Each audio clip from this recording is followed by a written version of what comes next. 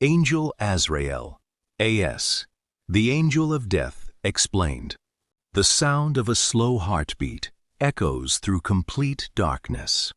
Thump, thump, thump. The heartbeat begins to slow. A ticking clock fades into the background. A child is born. A man celebrates his success.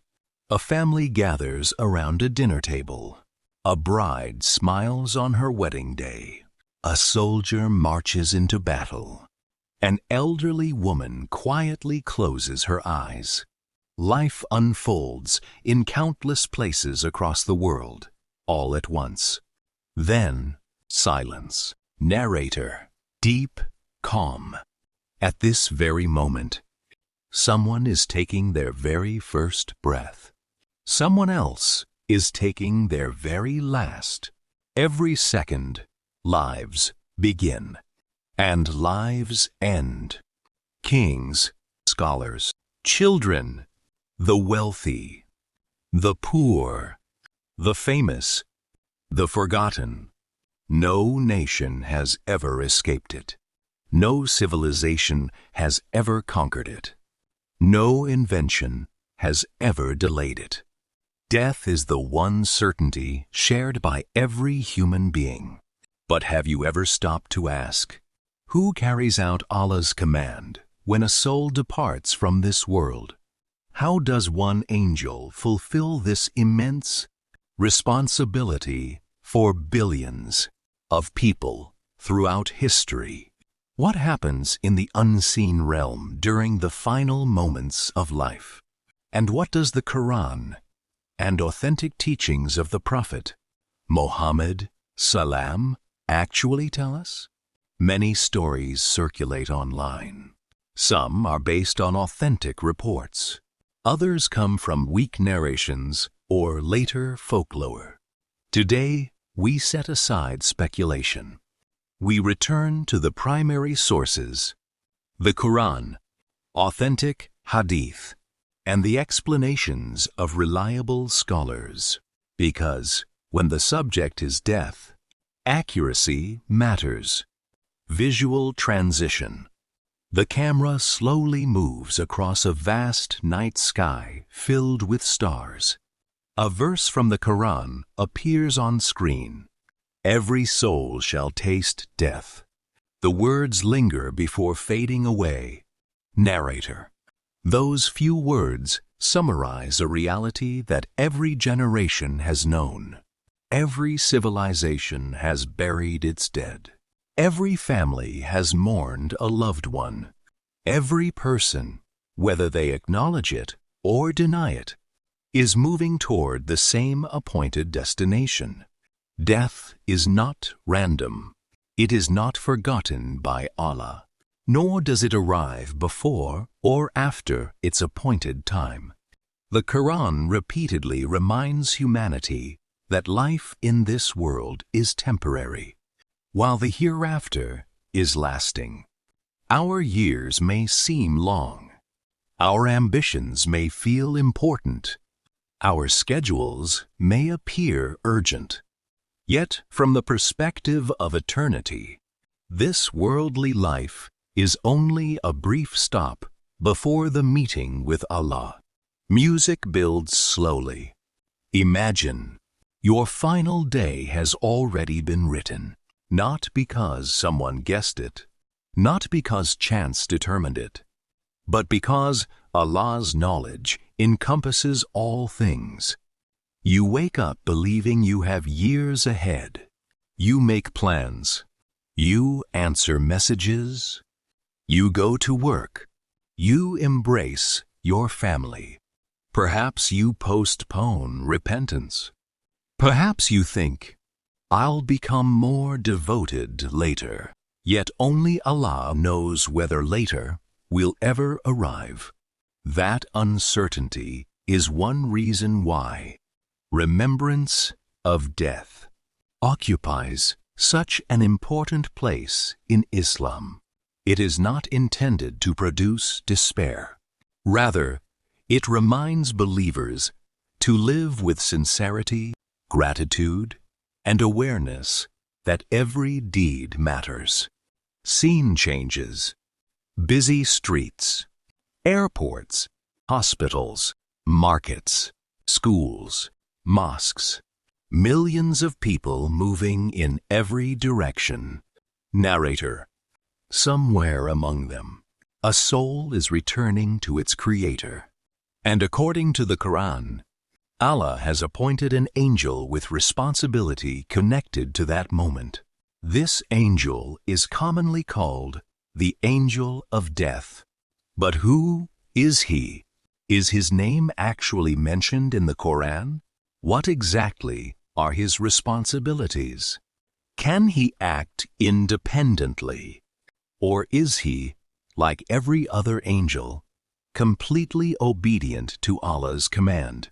These questions have fascinated Muslims for centuries, yet answering them requires care, because Islam teaches us not to speak about the unseen without evidence. The unseen belongs to Allah. We only know what He has chosen to reveal through revelation. A common misunderstanding. Before we continue, it is important to address something that many Muslims have heard since childhood. Many people refer to the angel of death by the name Azrael. This name is widely used in Islamic culture, books, lectures, and conversations. However, does the Quran actually use this name?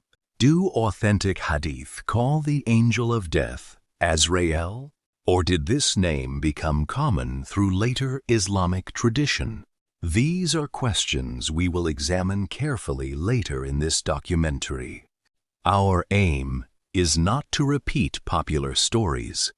Our aim is to understand what can be established from the strongest available evidence.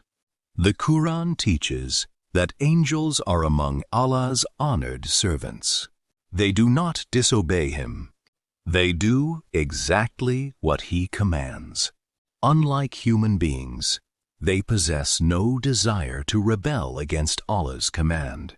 Every task entrusted to them is carried out with perfect obedience. Some angels are responsible for conveying revelation. Others record human deeds. Others guard people by Allah's permission. Others glorify Allah continuously. And among them is the angel, entrusted with taking souls when their appointed time arrives. His task is not independent. He does not choose who lives or dies. He does not decide the timing of death. Those decisions belong to Allah alone. The angel acts only by Allah's command. This distinction is essential in Islamic belief.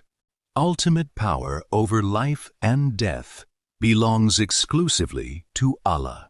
The angels are honored servants who fulfill the responsibilities assigned to them. Why this topic matters. Death is often pushed to the edge of our thoughts. Modern life encourages constant distraction.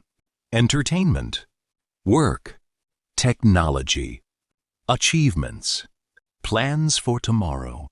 Yet the Quran repeatedly redirects our attention to the reality that cannot be escaped, not to frighten us without purpose, but to awaken us before it is too late. Reflecting on death can soften the heart. It can inspire repentance. It can remind us to mend broken relationships. It can encourage sincerity in worship. It can reduce arrogance, and it can help us distinguish between what is temporary and what truly endures. The Prophet Muhammad (salam) encouraged believers to remember the destroyer of worldly pleasures death, not as an obsession, but as a means of keeping their priorities aligned with the hereafter. Visual montage. The sun rises over mountains. Rain falls across deserts. Cities illuminate at night. Generations come and go. Empires rise.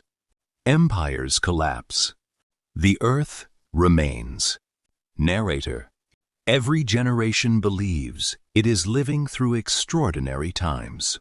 Yet, one by one, they all depart. The richest eventually leave behind their wealth.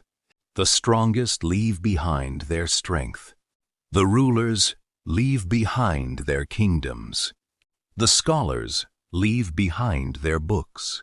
The ordinary leave behind memories. No title, no achievement, no possession can prevent the meeting that Allah has already decreed. One day, every heartbeat will stop. Every eye will close. Every soul will begin the next stage of its journey. The question is not whether that day will come. The question is whether we are preparing for it. Music pauses. In the next chapter, we begin with the first and perhaps most important question. Who exactly is the angel of death, according to the Quran and authentic Hadith?